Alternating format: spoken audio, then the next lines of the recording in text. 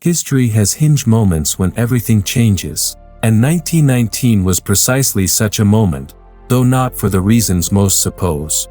Yes, the Great War had ended, empires collapsed, and new nations emerged. But something far more profound and catastrophic occurred that year, the death of absolute truth in Western civilization. What began as intellectual sophistication became moral catastrophe. The eclipse of objective standards didn't liberate humanity, it enslaved us to the whims of power and the tyranny of relativism.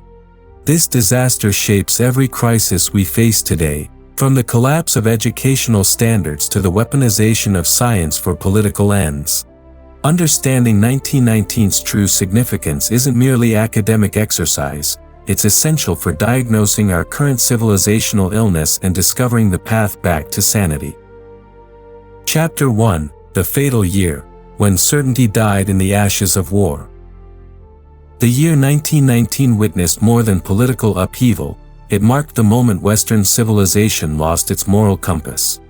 While diplomats redrew maps in Versailles, intellectuals across Europe and America were redrawing the fundamental assumptions about truth, morality, and human nature itself. The carnage of the trenches had shattered more than bodies, it had destroyed faith in the very foundations of Christian civilization that had sustained the West for over a millennium. Consider the intellectual atmosphere of that pivotal year.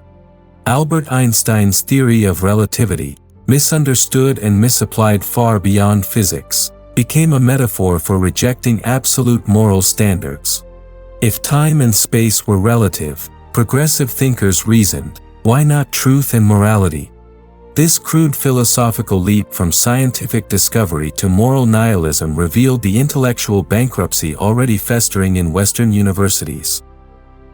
The war had exposed the hollowness of 19th-century liberal optimism. Progress, that great idol of the Enlightenment, lay bleeding in no man's land.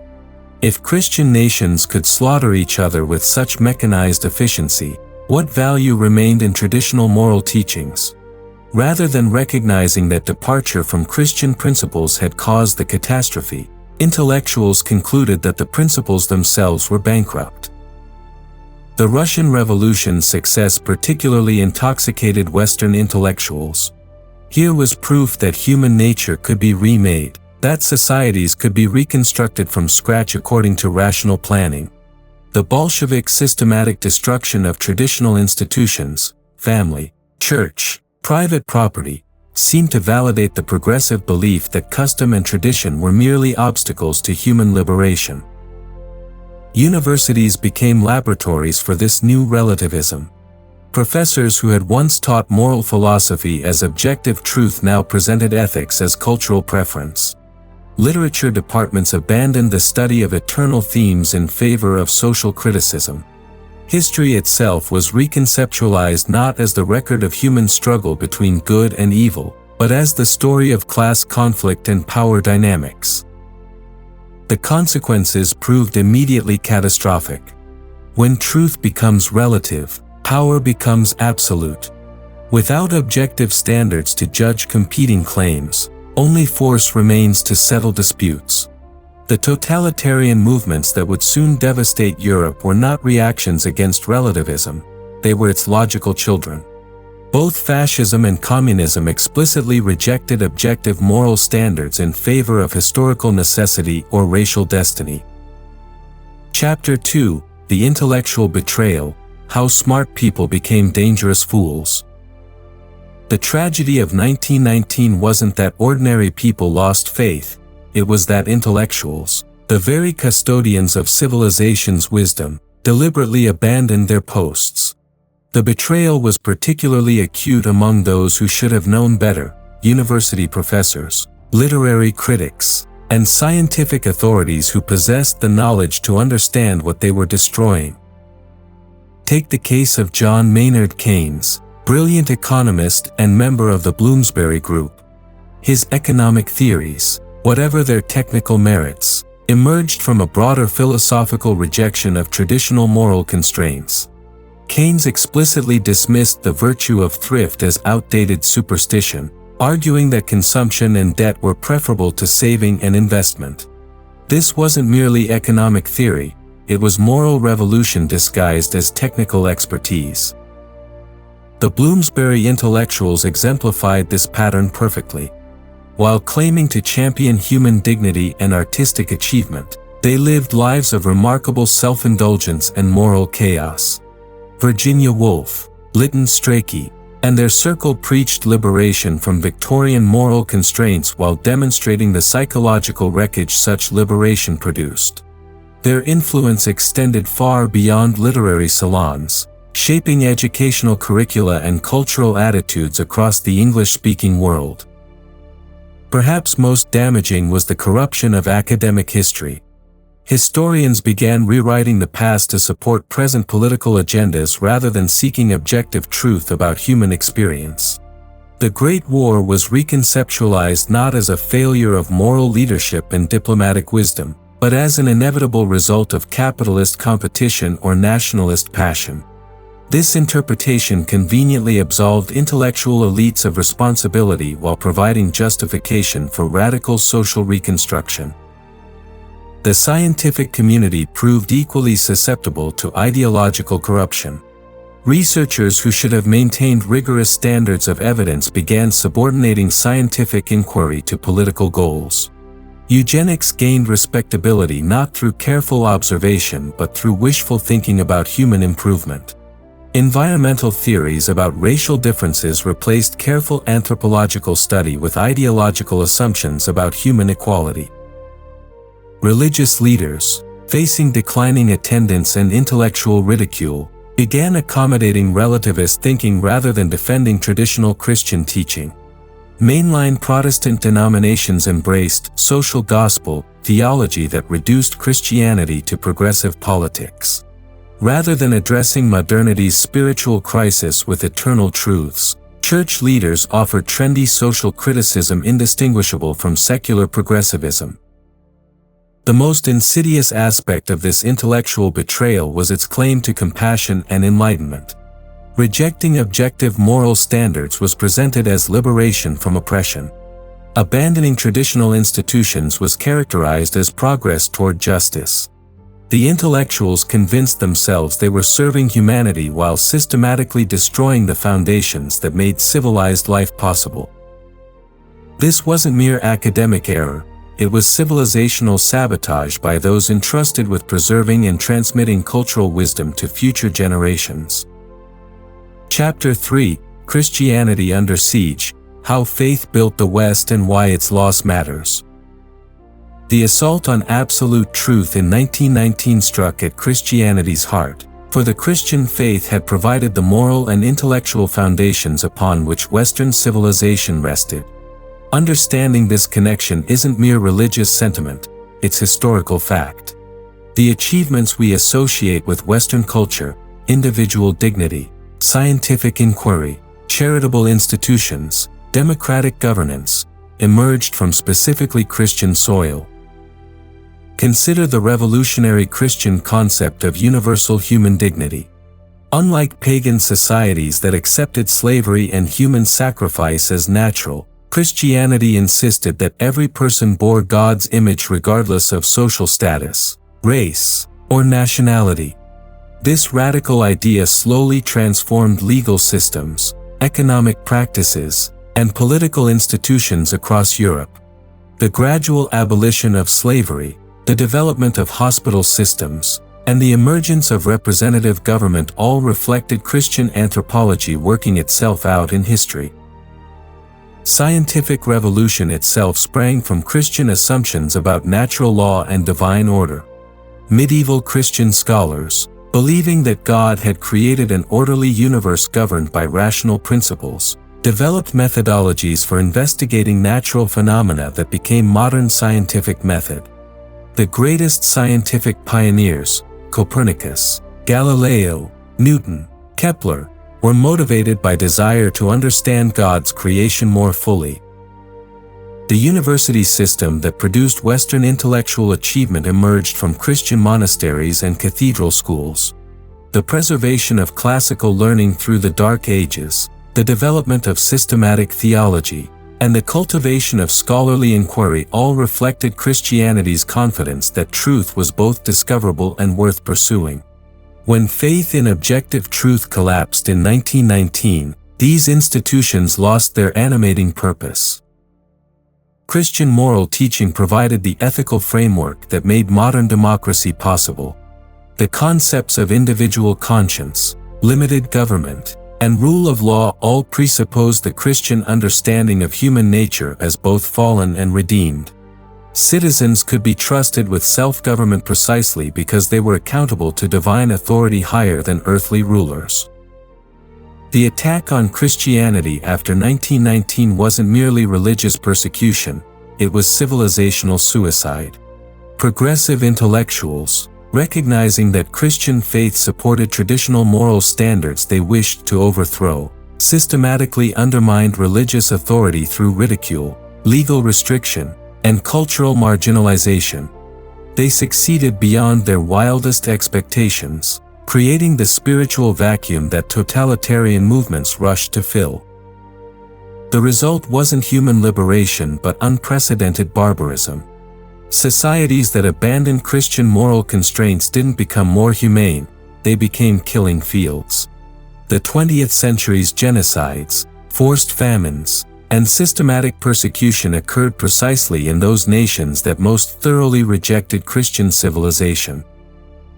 Yet even today, as we witness democracy's fragility and scientific authority's corruption, some still refuse to acknowledge that rejecting Christianity means rejecting the source of Western civilization's greatest achievements. The path forward requires not just political reform but spiritual renewal based on the eternal truths that built our culture.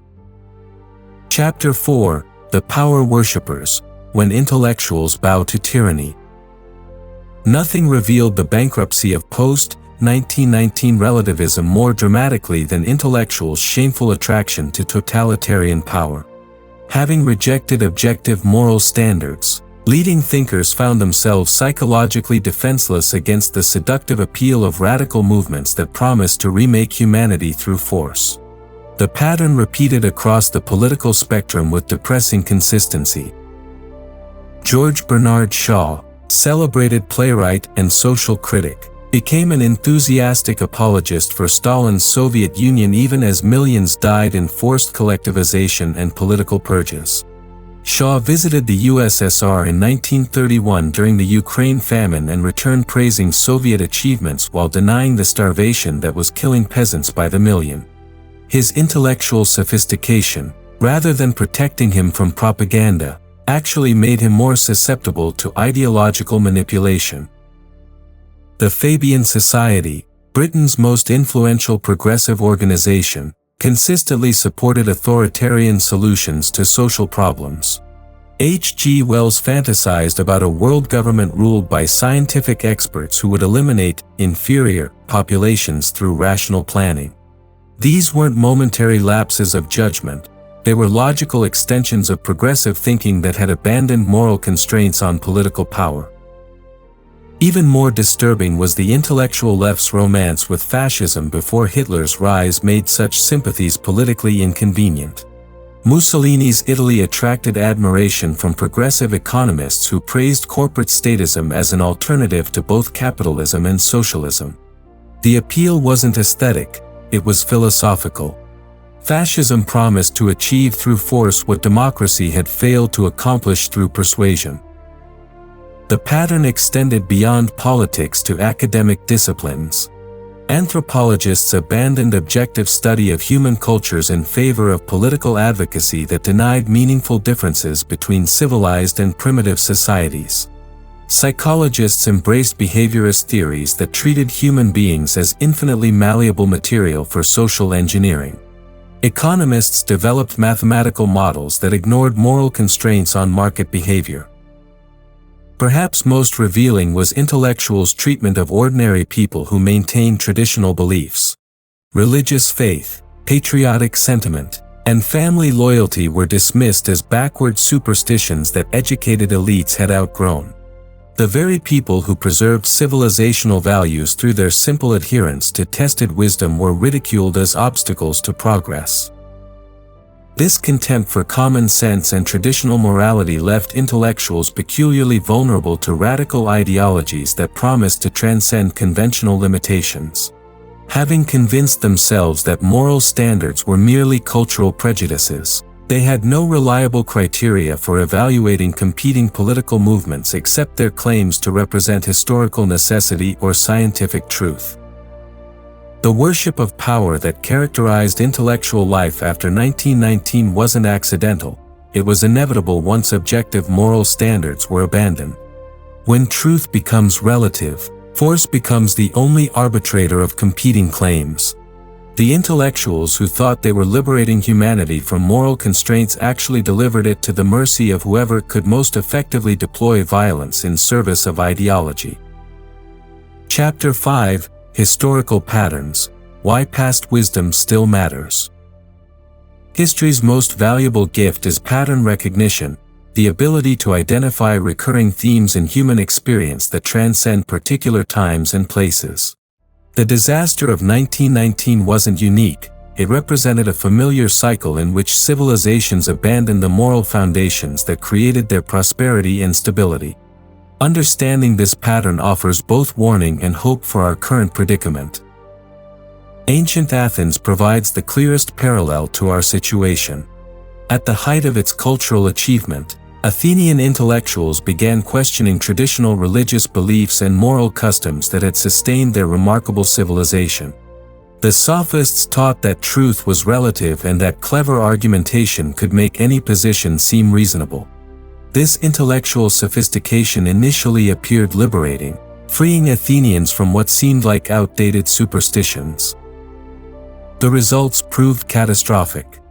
As objective moral standards dissolved, political discourse became increasingly polarized and violent. Citizens lost faith in democratic institutions that could no longer appeal to shared principles for resolving disputes. Demagogues exploited the confusion by promising simple solutions to complex problems. Within decades, Athens had destroyed itself through civil war and foreign adventure, never again achieving its former greatness. The Roman Republic followed a similar trajectory. Early Roman success reflected strict adherence to traditional values, duty, honor, piety, and service to the common good. These weren't mere slogans but practical principles that shaped individual behavior and institutional practices. Roman expansion spread these values across the Mediterranean world, creating unprecedented peace and prosperity. But prosperity bred complacency, and intellectual sophistication undermined traditional beliefs. Roman elites began adopting Greek philosophical skepticism that questioned traditional religious and moral teachings. Politicians discovered they could advance their careers by appealing to immediate desires rather than long-term interests. The citizen soldiers who had built the empire were replaced by professionals whose loyalty went to the highest bidder. The collapse came not through external conquest but internal decay. When traditional moral constraints disappeared, raw ambition dominated political life. Civil wars devastated the countryside and destroyed republican institutions. The empire that followed provided order but never recovered the creative energy that had built Roman civilization.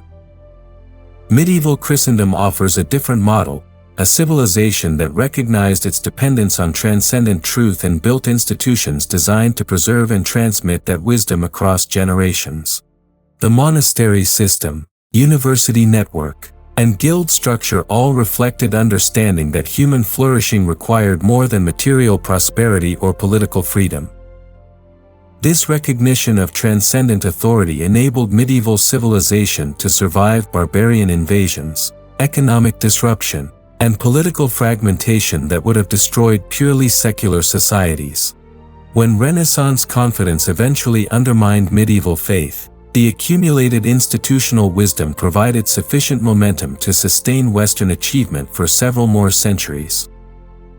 But even the strongest civilizational foundations eventually erode without conscious maintenance and renewal. The 20th century's catastrophes reflected this pattern reaching its logical conclusion. the complete abandonment of moral constraints on political power that had begun centuries earlier with the gradual secularization of Western thought. Chapter 6: Providence and Pattern, Reading Divine Purpose in Human History. Behind the apparent chaos of historical events lies a deeper order that reveals itself to those willing to look beyond immediate causes and surface explanations. The disaster of 1919 and its consequences weren't merely the result of human folly, they reflected spiritual realities that secular analysis cannot adequately comprehend. Understanding history's true meaning requires recognizing the divine dimension that gives ultimate coherence to human experience. The Christian understanding of history begins with the recognition that human beings are moral agents operating within a universe governed by divine justice. This doesn't mean that good always triumphs immediately or that evil never prospers temporarily. Rather, it means that moral choices have consequences that extend far beyond their immediate effects, shaping the trajectory of entire civilizations across generations. Consider how the abandonment of Christian moral teaching after 1919 produced precisely the fruits that traditional theology predicted. When human beings reject divine authority, they don't achieve liberation, they fall under the tyranny of their own passions and the manipulation of worldly powers. The totalitarian movements that devastated the 20th century weren't accidents of history but logical results of rejecting transcendent moral standards. The pattern extends beyond political events to cultural and intellectual developments. The corruption of academic disciplines, the degradation of artistic expression, and the collapse of family stability all reflect the same spiritual principle. When societies abandon God, they inevitably suffer the consequences of moral confusion and social breakdown. Yet providence works through human agency, not despite it. The preservation of Western civilization's achievements through periods of decay and the eventual renewal of moral clarity depend on individuals who choose to uphold transcendent truths regardless of contemporary fashion. Medieval monks who preserved classical learning, Reformation theologians who restored biblical authority, and modern believers who maintain Christian witness all serve as instruments of divine purpose. This understanding provides hope even in periods of apparent civilizational collapse. The darkness that descended after 1919 wasn't the end of history but a necessary judgment that prepared the way for eventual renewal. The totalitarian experiments that promised to create heaven on earth instead demonstrated the bankruptcy of purely secular approaches to human organization. The survival of Christian faith through the 20th century's worst persecutions revealed spiritual resources that no earthly power could destroy. Believers who maintained their witness under Nazi and communist oppression preserved the seeds of future revival. Their faithfulness in extremity validated Christianity's claims about human dignity and divine providence more powerfully than any philosophical argument. Today's cultural confusion and political polarization likewise serve providential purposes by exposing the futility of building civilization on secular foundations. The obvious failure of progressive ideologies to deliver their promised benefits creates opportunities for renewed appreciation of traditional wisdom. Crisis often precedes renewal in the divine economy. Understanding history's providential dimension doesn't eliminate human responsibility. It illuminates the ultimate significance of moral choices that might otherwise seem insignificant. Individual decisions to uphold truth, defend justice, and preserve wisdom contribute to patterns of meaning that transcend immediate circumstances. Chapter 7: The Path Forward, Lessons for American Renewal. America stands at a crossroads remarkably similar to Europe in 1919. Facing the same choice between transcendent truth and relativistic chaos. Our current crises, educational collapse, family breakdown, political polarization, and loss of civic virtue, all reflect the same spiritual emptiness that devastated Europe after abandoning Christian foundations. Yet America's unique history and constitutional framework provide distinctive opportunities for renewal that Europeans lacked. The American founding represented something unprecedented in world history, a political system explicitly designed to channel human nature toward constructive ends while acknowledging both human dignity and human sinfulness. The Constitution's elaborate checks and balances, the Bill of Rights' protection of conscience, and the federal system's dispersal of power all reflected Christian anthropology translated into practical statecraft. This foundation enabled America to avoid the worst excesses of European totalitarianism even as progressive intellectuals imported the same relativistic ideas that had corrupted European institutions. American traditions of local self-government, voluntary association, and religious liberty provided resistance to centralizing trends that had overwhelmed European societies. But these advantages are rapidly eroding as American elites adopt the same secular progressive ideology that proved so destructive in Europe. Universities that once transmitted Western civilization's achievements now teach students to despise their own cultural inheritance. Media institutions that once informed public debate now propagate partisan narratives. Government agencies that once served the common good now pursue ideological agendas. The path forward requires conscious return to the principles that made American democracy possible. This doesn't mean uncritical nostalgia for past practices but rather recovery of the moral and intellectual foundations that enabled continuous improvement toward justice and prosperity. Constitutional government, religious liberty, and individual responsibility remain as relevant today as when the founders established them. Educational renewal must begin with honest acknowledgement of Western civilization's achievements and Christianity's role in creating them. Students need to understand how the scientific method, democratic institutions, and charitable organizations emerged from specifically Christian assumptions about human nature and divine purpose. This isn't religious indoctrination but historical accuracy.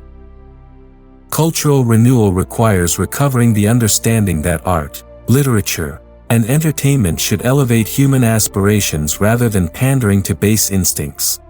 The great artistic achievements that form our cultural inheritance reflected artists' confidence in transcendent beauty and moral truth. Contemporary culture's obsession with transgression and subversion produces neither beauty nor wisdom. Political renewal depends on citizens who understand that democracy requires moral virtue, not just procedural correctness. The founders knew that constitutional forms couldn't preserve liberty unless citizens possessed the character necessary for self-government. This character develops through families, churches, and communities that transmit moral wisdom across generations. Most importantly, spiritual renewal must undergird all other efforts at national restoration.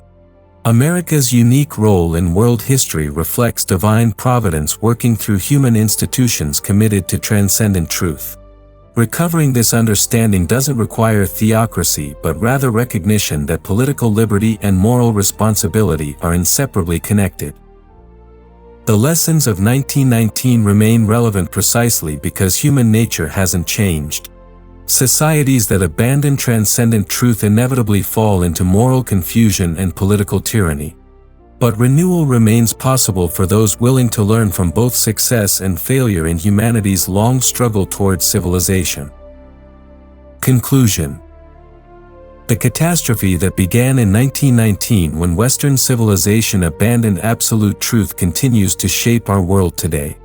Every current crisis, from the weaponization of science to the collapse of educational standards, traces back to that fatal moment when intellectuals chose relativism over reality. Yet understanding this pattern provides hope, not despair.